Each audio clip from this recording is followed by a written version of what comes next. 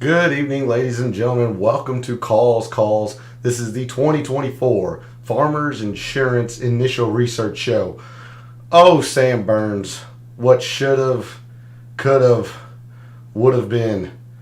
That one's going to sting for a little while. Congratulations to Nick Dunlap, the amateur who wins the American Express. But yours truly had an outright on Sam Burns, along with a few others that were pretty darn close. Adam Hadwin, who finished in the top 10. JT Poston, who finished in the top 12. And it was a very good week in DFS, thanks to Adam Hadwin. Xander Schauffele, the 6K play that I mentioned, Kevin Yu. So it was a successful week. It was a good week. But what could have been had Sam Burns not double dipped on 17 and 18. So that one will sting for a little while. But we are moving to a short week for the Farmers Insurance Open, as is customary the past 3 years at Torrey Pines. The Farmers Insurance Open does not want to compete against the NFL and the AFC or NFC Championship. So this week, the tournament, the Farmers Insurance Open at Torrey Pines, runs Wednesday, Thursday, Friday, and Saturday, which means we have an adjusted schedule again this week here at Calls. Of course, tonight, the initial research show. Tomorrow night will be the Data Dive show. And then Tuesday night at 9 p.m. Eastern will be the DFS Tactics show to get everybody prepared for their lineups a day early. So make sure you set your reminders for the change in shows and to have all of your wagers and lineups prepared by Tuesday evening, as the Farmers Insurance Open runs Wednesday to Saturday. So with that, we have a lot to cover. It's going to be a shorter week, but a good week. We're going to try to continue the momentum we've had at the beginning of this year here at Calls. So all statistics provided tonight and every night are from FantasyNational.com. It is the best golf analytics tool out there. I simply believe that it is going to make you a much smarter golf gambler and a much better golf DFS player. Go check out FantasyNational.com. You won't regret it. In the description to the video, there are links to all of the social media. First off, my X and Instagram, where I post research every week for the PGA Tour. That'll be no different. That should come out tomorrow, barring any unforeseen circumstances at Fantasy National, so long as their data gets updated. But the research that I post generally revolves around former champions, some course notes, things of that nature. So if you want to see that research for the Farmers and every week on the PGA Tour, give me a follow at your preferred social media site. X is also where I place my weekly betting cards and player exposure for the lineups that I play in DFS. So if you want to see those pieces of information, give me a follow over at X as well. Lastly, for social media, Gabe's X handle is in the description. He writes a very good article called The Fringe. It's a very good way to start your week of preparation, and he continues throughout the week with his version of course history, recent form, and all that. So go show Gabe some support, and if you are a subscriber to his article, you're going to be able to join us in his Substack chat this week being Tuesday evening as we continue the DFS talk over in his Substack chat. And the only way you're going to be able to do that is if you are a subscriber to his article, which is free to do, by the way. So go show him some support. Follow him over on social media and subscribe to that article. Lastly, we're live. Chat's open. Did you have much of a Nick Dunlap? If you do, congratulations. I was nowhere near him. How much did Sam Burns hurt you? Did you have Xander? Did you follow my 6K play of Kevin Yu? Did you have Christian Bezaden, who I was very, very high on as well? So again, I want to hear from you all. How was your week in terms of wagers, your DFS lineups, all of that? And moving forward, what do you know of Torrey Pines? Who do you think has the upper hand early on in your research or in your thought process week? So let's do our initial research for the 2024 Farmers Insurance Open. And we start, as we always do, for an initial research show over at the GCSAA tournament fact sheet. I'll zoom in here. We are at Torrey Pines in La Jolla, California. Torrey Pines in the Farmers Insurance Open is another alternate course type setup in the sense that the players who make the cut will play the South course, the main course, 3 of the 4 days. But the off day, or during the cut portion of the tournament, every player will play the North course, which is the alternate course once, and then the South course, the main course. As per last week, where there was only shot link on one of the 3 courses, the main course at the stadium, there's only shot link at the South course at Torrey Pines. Give me 1 second as I center that camera. Torrey Pines South, very, very difficult course. Was the host of the U.S. Open 2 or 3 years ago when John Rahm won. The original architects of Torrey Pines South, the Bell brothers, William P. and William F. Bell, in 1957, was renovated somewhat recently by Reese Jones, but nothing to do in terms of course architect information in Fantasy National.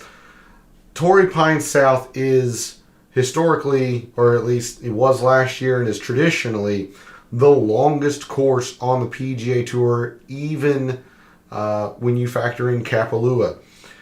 Torrey Pines South, 7,765 yards, and plays much different than Kapalua does. Kapalua, you have quite a bit of elevation change going up and then down the mountain. Torrey Pines is just flat. It is just a long course. Par 72. Now these greens, just like at the American Express, are pretty darn small. 5,000 square feet on average. Not a lot of fairway. Only 20 acres of fairway. They are pretty narrow in landing areas. You see here 24 to 27 yards in average width. So very, very narrow fairways. You will hear throughout the week how this is just a very difficult test of golf, especially off the tee.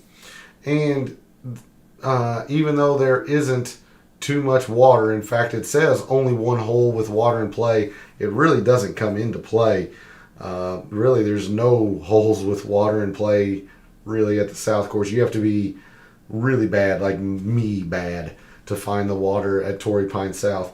There is quite a few bunkers here, 82. A lot of rough, 120 acres of rough. But again, these fairways are pretty darn narrow. Just a long, difficult course. And the interesting thing with Torrey Pines, the 2 courses are very different in terms of greens. The greens at the South course are pure Poa annua. This is the first of 3 tournaments throughout the year, barring major championships, that feature Poa annua greens. This week at Torrey Pines, you will be at the AT&T Pro-Am here in a couple weeks. Those are Poa annua greens, and then the Genesis Invitational at Riviera. Those are the 3 courses that traditionally have Poa annua greens. And so we're going to spend a lot of focus this week putting on Poa annua and pure Poa annua.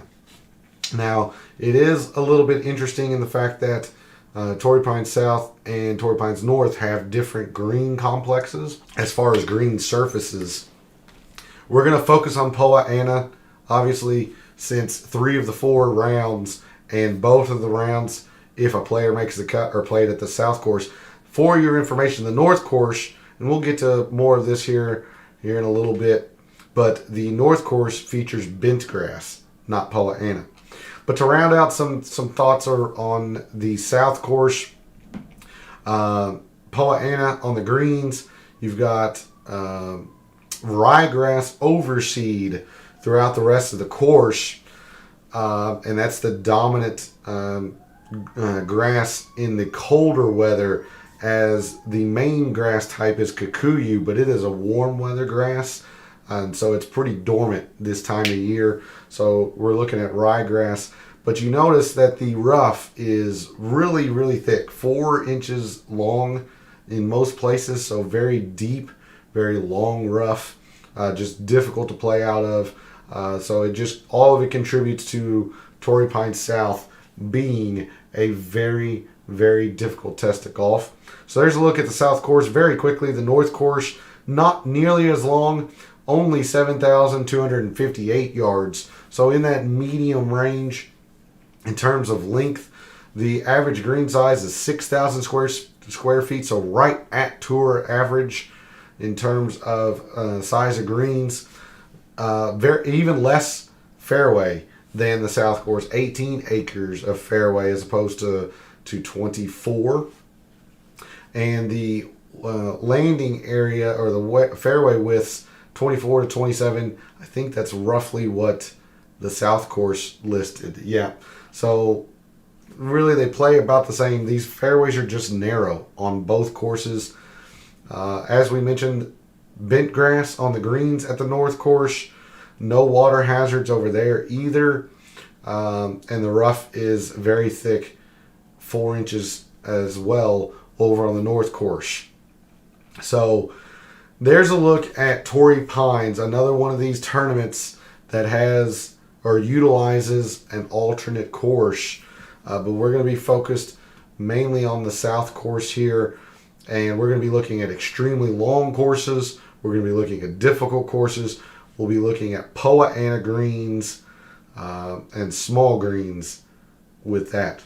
All right, so with that, we're going to move to Fantasy National, take a look at some of the players who are in the field this week, and then move forward into the course breakdown, some historical conditions, and see who we might want to focus on early on this week in our wagers, in our DFS lineups. You see, I do have one player starred. There's been one field change all the way down here. Tyler McCumber, originally committed to playing this week. He has since withdrawn.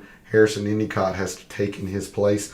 But a pretty solid field this week for the Farmers. Colin Morikawa, Eric Cole, Patrick Cantley, Xander, Ludwig Aubert, your defending champion, Max Homa, Taylor Pendrith, Luke List, your winner 2 years ago for the Farmers, Bo Hostler, Stefan Jaeger are your top 10 in terms of strokes gained since the beginning of 2023 calendar year.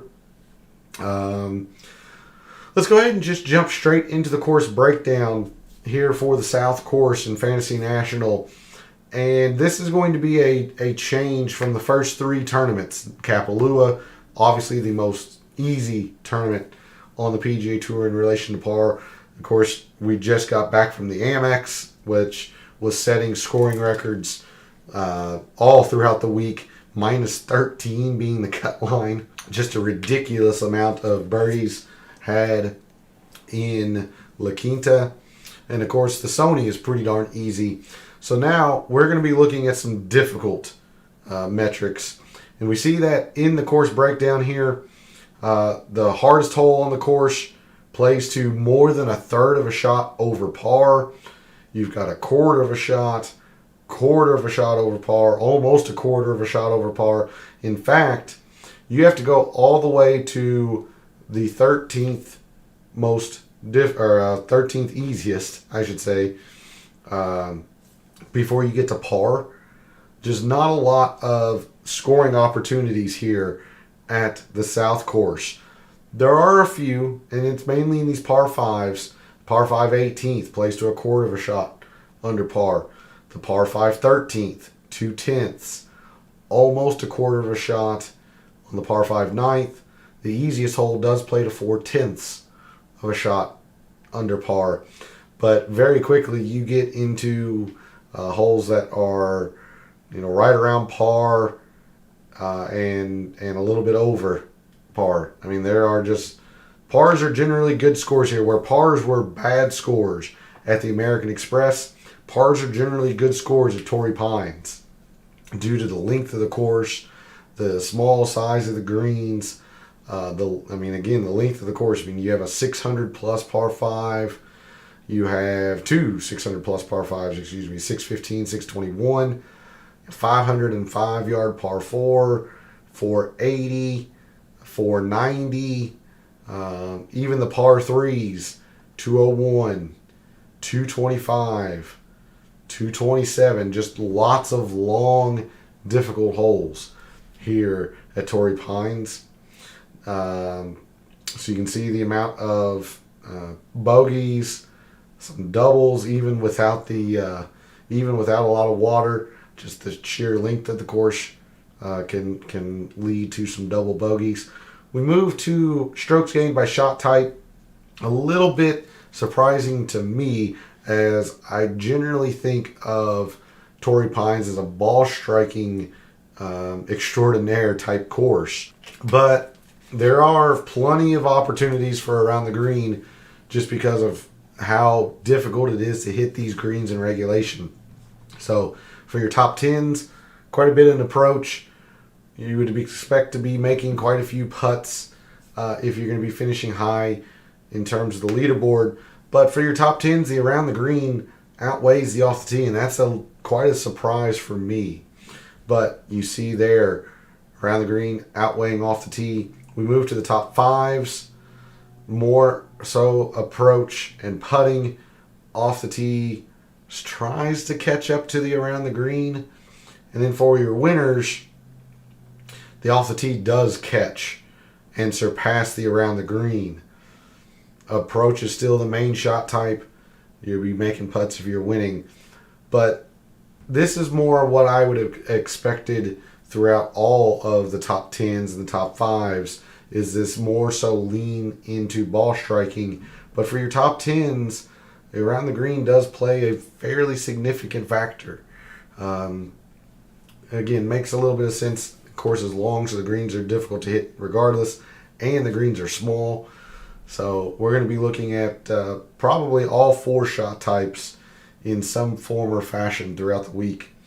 Moving into strokes gained by hole by par, your best opportunities to score at Torrey Pines, and the way you just have to score on these holes, it's the par 5s. But you can't overlook the par 4s. Par 3s are lagging behind a little bit in terms of strokes gained. We move to the top 5s, much more the same in the similar type of distribution between 5s and 4s and 4s and 3s. And then for your winners, the par 3s really start to catch up. You really have to play the par 3s. This is very similar to what we saw for the American Express. For the winners, the par 3s were the most important in the par 5s. I still think par 4s are going to carry a little bit more weight than what is showing graphically. We'll get into that more so, especially tomorrow night in Microsoft Excel. But there's a look at your average strokes gained by hole by par. Hole composition: 1 medium length par 3, 1 long, and 2 extremely long par 3s, 225 plus. You do have a short, non-drivable, but short par 4, 350 to 4. But you see the majority of your par 4s, 6 of your 10 par 4s, fall between 450 and 500, just a complete bevy of long par 4s. 1, of course, 500 plus. And your 2 par 5s stretch just under and just over 600 yards. Approach shot distribution, you're going to hear this place be pretty darn important with along the likes of, say, the Memorial in terms of long approaches, particularly 200 plus approaches. More than a quarter of the approach shots at Torrey Pines South come from 200 plus, and you see that is where and especially against the tour average, where the majority of approach shots come. So we'll see if that plays a significant factor into who performs well here at Torrey Pines, this 200 plus approach length. Moving to historic cut line, you see it's been as low as -5 before, -4, but it hovers right around this -1, -2 range. It's gotten up to even par before. A lot of this is due thanks to the North Course. The North Course plays pretty drastically easier than the South Course. Professionals generally take advantage of the North Course And I would expect that to be similar again this year. So we're looking at a cut range of about -1, -2. And of course, we'll look at wind tomorrow, get a feel for if we need to factor in wind. But we're looking at a pretty average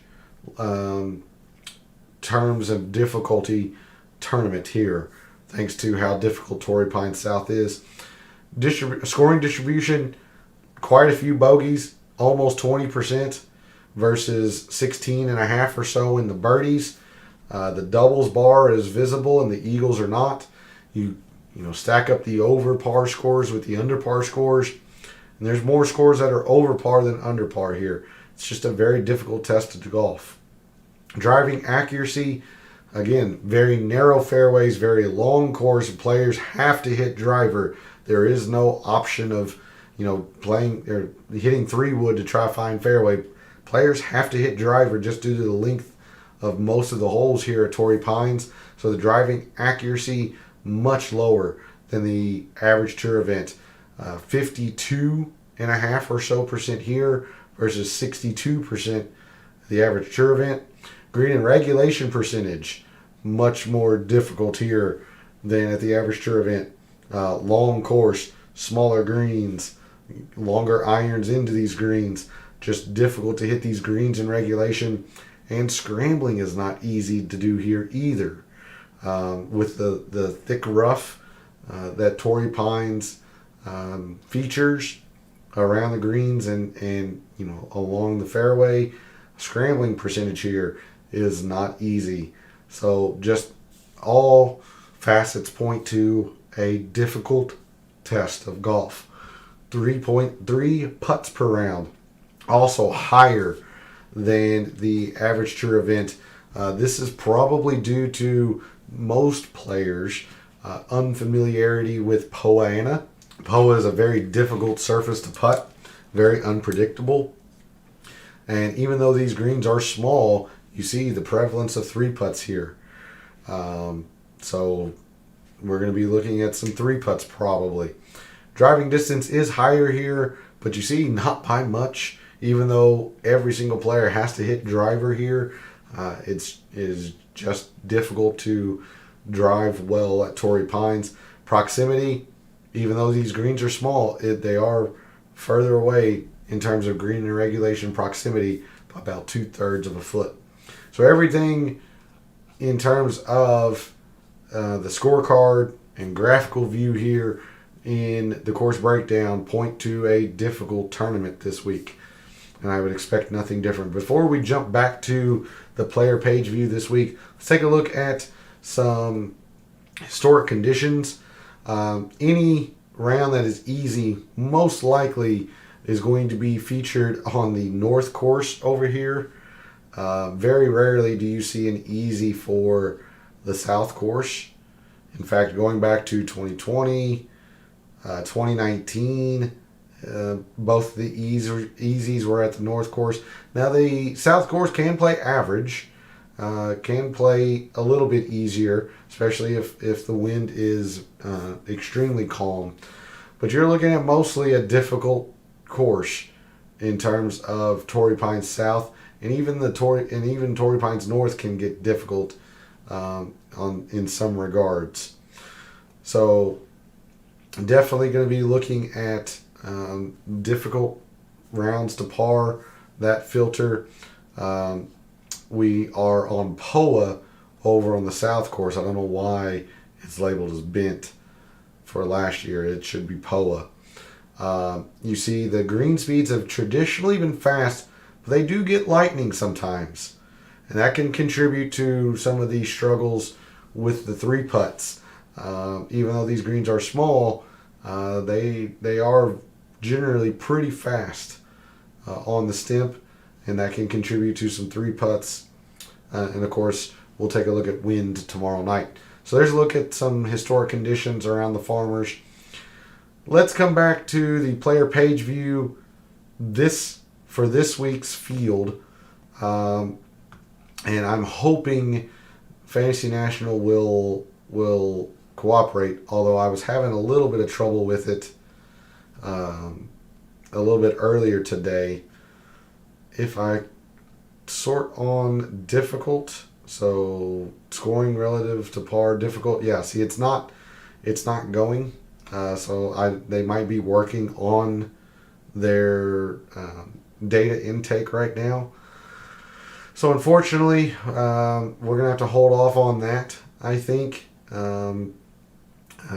to look at tomorrow, as no matter what filters I select, long courses, difficult courses, the data is just not playing right. It's not sorting right off the bat. So instead, let's go ahead and just jump straight to the tournament history tab here in Fantasy National. This is performance at Torrey Pines, at the Farmers, the past 5 years, players who have played the best and not played well. Your strokes gained total leader the past 5 years, Tony Finau, 4 for 5, a runner-up in 2021, 2 other top 10s, a top 15. Jason Day has played extremely well here, 4 for 5, nothing outside of a tie for 16th. Justin Rose, 3 for 4, including a former champion here in 2019. Now, Jason Day is a former champion just quite a few years back. Of course, your defending champion, Max Homa, nothing outside the top 20. Sung Jae's 5 for 5. Luke List has performed very, very well here. Winner 2 years ago, 5 for 5. Hideki has been very good here, 5 for 5. Some other players of note, Keegan Bradley, very good. Xander, 4 for 5. Sahith Theegala, 2 for 2, but tie for a top 25 and a top 5. Morikawa, top 25 and a top 5. For as long as this course is, because Peter Malnati is not long off the tee, he's been pretty good here the past 5 years. 3 for 4. A top 10, a top 20, top 25. Billy Horschel, Sam Ryder, Lonto Griffin, and so on down. So there's a look at some of the players who have played particularly well here, but let's face it, most of these players, maybe not now in their current form, but were pretty good movers of the golf ball. Tony Finau moves it. Max Homa moves it. John Rahm has always had a lot of success here. He moves it off the tee. Luke List is long. Hideki pretty long. Xander doesn't get enough credit for how long he is off the tee. Going to need some distance this week to compete. The other end of the spectrum, players who have not played well here. Michael Block, 0 for 3. Not very long off the tee. Nick Watney, 1 for 5. Again, not very long off the tee. Harris English is 1 for 4. Keith Mitchell, 0 for 4. Now, you would think a long course, a difficult course, Keith Mitchell would suit well for him. But he has not played well here. Chesson Hadley, 0 for 4. Vincent Whaley, 0 for 3. J.B. Holmes, 1 for 4. A little bit so on down the list here. James Hahn and K.H. Lee, Davis Riley, Lee Hodges, Ryan Moore on down. There's a list of players that have not played well at Torrey Pines in the past 5 years. All right, so with that, let's go ahead and jump to Microsoft Excel, and we're going to take a look at Torrey Pines against other full field courses on the PGA Tour, get a feel for if we think certain areas or certain metrics will play better than others. And you see for the strokes gained, it's surprising, but off the tee is a little bit lackluster in terms of for players who have finished in the top 30. Now the approach is a little bit higher, but it's a long course. It's a difficult course. You would think around the green and putting would contribute a little bit. And you see those are the two most important shot types here, at least compared to the average full field course on the PGA Tour. So we're going to be looking at approach plenty as we move forward this week, but quite a bit into the short game, particularly putting on Poa annua. We move to driving and greens. Look, distance, 55% more important. You just have to have some distance to compete here. It's almost mandatory. You can compete without it, but it's pretty difficult. Definitely need some distance to compete here. Good drives gained, I imagine, would be a metric that we probably want to look at, whether players are hitting fairways or they're hitting the green if they're still in the rough. Moving into scoring, I'm a little skeptical of how important it's saying that the eagles are, because if you're getting an eagle, you are gaining so many strokes on the field. I just don't think there are that many eagle opportunities here. So instead, I'm pretty sure we're going to be looking at bogey avoidance moving forward this week. But you see, the birdies gained and the bogeys avoided are pretty darn close. They're pretty darn similar to each other. So at least for your first look through the field this week for the farmers, might want to look at both. I'm still thinking we're going to want to look at bogey avoidance. You see par threes, a little bit slightly positive in terms of importance against other courses. 5.5% here, but look at the long par threes. 33% in the 200 to 225. 44% more important on the long par three. So we're going to have a look, I think, and a focus on the long par threes this week. Moving into the par fours, 6 of your 10 fall into this range. Now, the par fours in general are a little bit deflated in terms of importance, but look at that range that has the majority of the par fours in them at Torrey Pines South. 55.5% more important. So my guess is when we go tomorrow into the course detail of Torrey Pines South, the majority of the strokes gained, my guess is going to be in the 450 to 5. So that's a good way to start your research this week, is look at players who are very good from 450 to 500 yard par fours. And then lastly, the par fives. Look, these are your best opportunities to score here. You're going to have to play them well. 35% more important par fives here at Torrey Pines South. Surprisingly, it was showing the 500 to 550, even though there are no par fives that measure to this range on the scorecard there. It's more so these 600 to 650. But it's par fives in general is what I think. And then lastly, proximity, at least in terms of against full field courses, it's showing that the 200 plus, just off your screen, is slightly under. We'll go into the prior leaderboards tomorrow, really dig into the proximity and see if 200 plus is the range, which I think it is. As none of these others are seemingly contributing much to high-end leaderboard success.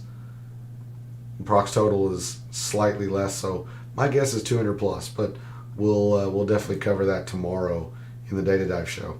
All right, with that, we're going to round out the show tonight. Take a look at the early look file that I put together. This is another way to look at the strokes gained total tab, or the tournament history tab in Fantasy National. This is performance at Torrey Pines the past 5 years for the farmers. So the U.S. Open, when it was played at Torrey Pines, is not in here. It's just the farmers. I'm going to remove any player that only has played it once. I want to get a feel for the players who play consistently year over year for the farmers, what they've been performing well at. And that way we know what we need to look at moving forward this week. You see a couple of these guys, Colin Morikawa, Sahith Theegala, even Taylor Montgomery has had a decent amount of success in a couple of trips. Luke List, 5 for 5. Sungjae, 5 for 5. Max Homa, your defending champion. Hideki, 5 for 5. Finau. This is a common theme, and you're going to see this be a pretty integral part of my research that I post tomorrow over on social media. Generally speaking, it takes a little bit of knowledge to perform well at Torrey Pines. You need some prior success before you get success at Torrey Pines. And you see just how consistent most of this is. Most of these players are pretty consistent. There's not a lot of volatility here in terms of their average finish. So if we look at if we look at players that have played it multiple years in the past 5 and averaged the top 40, this is 18 players. That's a lot. That's a lot. So lending itself to continued success year over year. We look at these players off the tee is a 0.8. Getting hurt mainly by Robbie Shelton. If we take him out, that kind of goes up quite a bit to a 1.0. So I still think off the tee is going to contribute a little bit. But the approach, a 2.0. So massive amount here in terms of approach. I mean, Morikawa and Tagala. Max Homa, you see his strokes gain approach numbers very good at Torrey Pines. So a lot of these guys are doing it with their iron play. Around the green, you have a 0.5, so a little bit less than off the tee, which we saw as we rose on the leaderboard, the off the tee gained in importance compared to around the green. So it makes some sense. There's just some good performances in here, nothing truly elite. And then putting, look at this. Other than Robbie Shelton, who is, and Tony Finau, who's a negative 0.2, but negative 0.2, negative 0.1, all other 16 of these players that have averaged the top 40, they're all positive in putting at Torrey Pines. Morikawa has putt very well here. Tagala, Taylor Montgomery, even Luke List. Even Luke List in his past 5 years is a field average putter at Torrey Pines. Anytime he's a field average putter, you have to take note because of his elite ball striking. So take a note. Luke List putts well here. Hideki is positive in putting here at Torrey Pines. You always got to take a note of that. No surprise really with Xander being a California guy. Zalatoris has putt well here. Just a lot of emphasis into the putting. And we're going to have quite a bit of emphasis in this Poa-annua putting. Moving into distance and greens. Look at the distance. Morikawa only slightly under in terms of in relation to the field and driving distance. Sungjae slightly under. Everybody else is positive. You just got to have some distance to compete here, mostly. Shelton is the one true big outlier here. Of course, Morikawa, he doesn't have a lot of distance, but he just seemingly hits every fairway. There's quite a few big numbers in the negative here in terms of fairway. So they're not the be-all, end-all. Instead, I'm thinking it's probably greens or maybe good drives gained. You see the good drives gained. You've got a couple of players very poor. Taylor Montgomery, Robbie Shelton. Most of these players are pretty darn solid in the good drives gained. So I think that's probably going to be worthy of a look. Greens as well, because these greens are very hard to hit. They're small. I'm thinking greens. I'm thinking good drives gained. If not, I usually don't like both of these. I would want to try to limit it to one of these two. Right now I'm leaning greens, but good drives gained could be it as well. We're definitely going to be looking at distance this week. Absolutely no question about it. We're going to be looking at distance. Let's take a look at scoring. Kind of interested to see birdies gained versus bogey avoidance. Top 40, or players who have averaged the top 40. Only a couple negative each way. In the birdies gained, you have a 2.8. That's pretty solid. This is a 1.9. So it's saying the birdies gained are the higher numbers. It looks to be the case. I'd be interested to see moving forward tomorrow into the Data Dive show, looking at the prior leaderboards.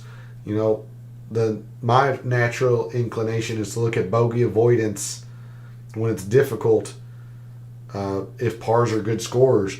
But it very well could be. Let's see who can actually get some birdies on difficult courses. That very well could be the case. So right now, at least early on, we're looking at a slight lean towards birdies gained. Moving into the par threes, most of the par 3s are being played fairly well. This is a 1.1. Justin Thomas and Robbie Shelton again, not playing the par 3s particularly well, but everybody else is at or above field average. So I think par 3s are going to have a decent amount. More than likely, we're looking at the longer ones, but just for our initial research tonight, 1.1 here. The par 4s are a 3.3, and the par 5s, which are off your screen, par 5s are a 2.1. So the par 5s are kind of doubling the par 3s. We kind of saw that throughout the leaderboards, or throughout the course breakdown, top 10s, top 5s. Now for the winners, the par 3s made a jump. So par 3s, I'm going to share a little bit. Let's take a look at these par 4s, 450 to 5. Majority of the par 4s fall to this range. Look there. Only one player negative from 400 to 450 in terms of averaging a top 40. So looking at a pretty strong metric there would be my guess. And then lastly, for these par 5s, you just got to score on them. Look at this. Not a single player negative in terms of par 5s. You've just got to play these well. Those are your best scoring opportunities at Torrey Pines, especially the South Course. Not a single player negative in par 5s. Proximity, nothing really stands out here. Maybe the 200 plus, maybe. But we'll go into the data dive tomorrow and take a strong look at proximity. But there's a look at the players who have played the best the past 5 years here at Torrey Pines and the Farmers Insurance Open. What they've played well, the metrics that, at least in an initial look like they're going to be where we want to put a lot of our focus this week, and the players who should perform well at those. That's going to do it for the show. And unfortunately, Fantasy National was not cooperating, so I will make sure to spend quite a bit more time tomorrow looking into these top 10s, top 15s of when it's difficult on long courses. And of course, we'll dig into prior leaderboards tomorrow and really dig in, driving distance. We'll take a look at the scoring and the proximity, pars 3s, 4s, and 5s. So I want to thank everybody for tuning in, watching, listening, supporting the channel. Much appreciated. I love what I do, taking an in-depth look at sports statistics, trying to give you a statistician's view of what he sees, trying to help us all win a little bit of money in the process. In the comments or on social media, reach out to me, let me know how your week went at the American Express and what you're thinking early on in your research for the Farmers. Thanks again for all the support, for all of the wagers you made this week at the American Express, for all the DFS contests you played this past weekend for the American Express. And until I see you tomorrow night for the Data Dive show, may all your bets be profitable.